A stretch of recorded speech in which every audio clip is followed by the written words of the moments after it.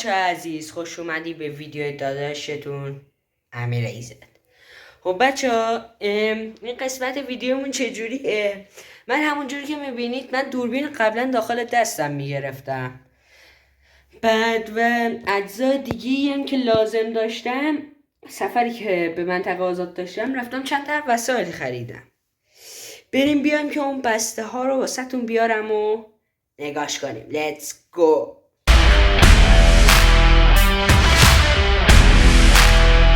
همونجوری که داریم میبینیم من این دوتا پایه رو خریدم. یکی اینه، یه دونم اینه، که وقتی که من گوشی رو میزنم روی این راحت میتونم واسهتون فیلم بگیرم. بذاریم واسهتون نشون بدم. مثلا پایه اینجاه،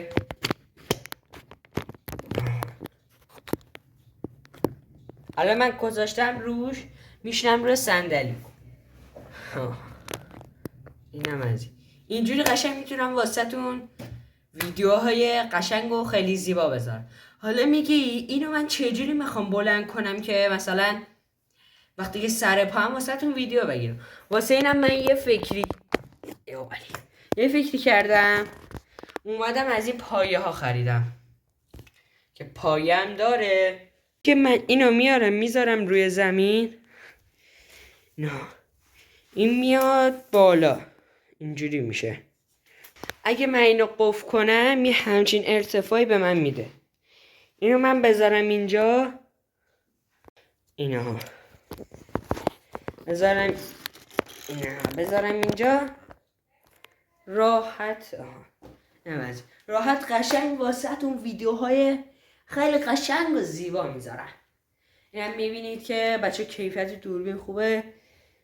یه سیو باکس کوچیک گرفتم که بتونم نور خیلی خوبی بهتون بدم با لامپ اتاقم که میشه. بعد من یه چیز دیگه هم خریدم، بذارید نشون بدم. یه دونه هم این اسپیکر است. اسپیکر خریدیم، اون باکسش رو مثلا داشته باشیم.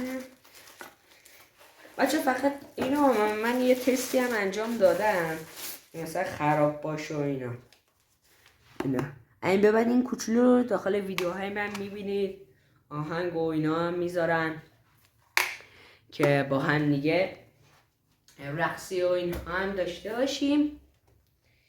بعد بچه یه چیزی هم من از ویدیو بعدی بهتون میگم که من یه میستری باکس سفارش دادم که حدوداً قیمتش 1 تومن بوده.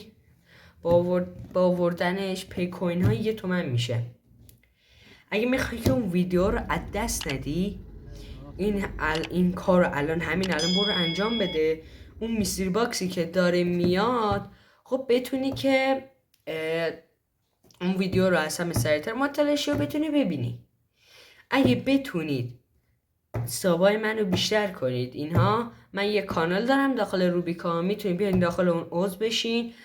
واسه قرعه کشی میذارم. اگه دوست داشته باشه یه نظرسنجی میذارم داخل اونجا. این باندرم نظرسنجی رو شرکت کنید که میخواید اینو بهتون هدیه بدم، قرعه کشیش کنم یا نه.